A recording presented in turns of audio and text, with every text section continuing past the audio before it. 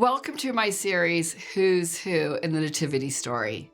And we are walking through the lives of some of the notable characters in the story of the birth of Jesus.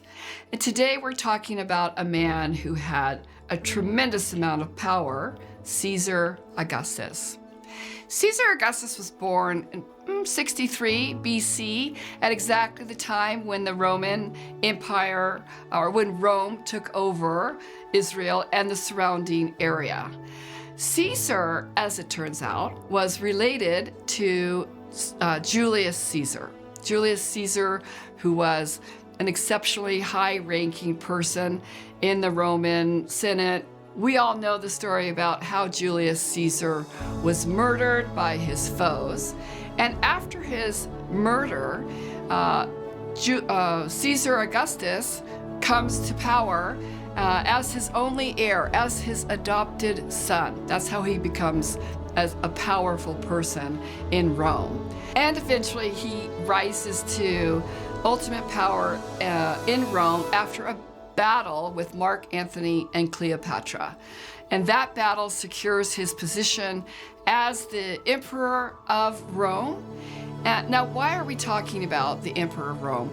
The fact is that Israel was a part of the Roman Empire, and so it had to answer to Rome for what it was doing. And it also had to provide taxes, earn money or raise money for taxes to go to Rome.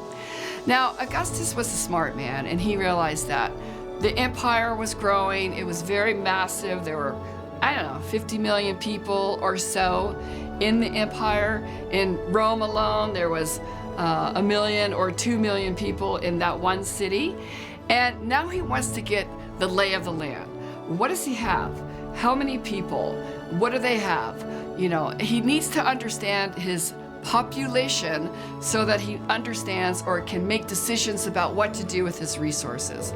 And this is what he does. He chooses to do this through an empire-wide census.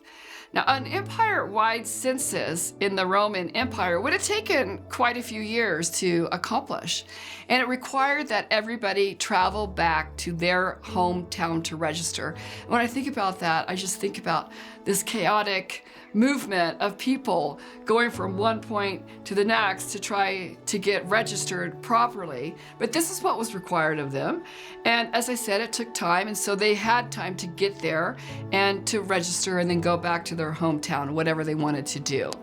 And we see that this empire-wide census makes its way into the Nativity Story because Caesar announces it, and it requires then that Joseph, the husband of Mary, go from his town where he's living in Nazareth to his hometown in Bethlehem. It requires the movement of Mary and Joseph and their unborn child, Jesus, to go from Nazareth 90 miles to Bethlehem to register.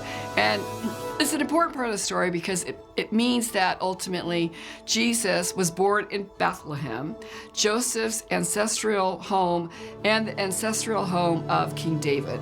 And Joseph is a descendant from the line of King David.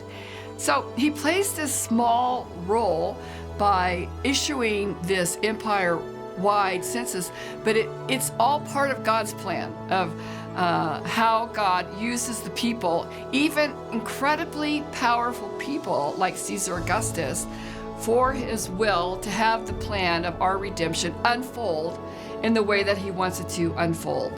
And Caesar isn't heard from again in the story, but he does play this one part, and it's notable that even the most powerful man on the planet at that time, the Roman emperor, played a part in the birth of Jesus. And that's his story. Thank you.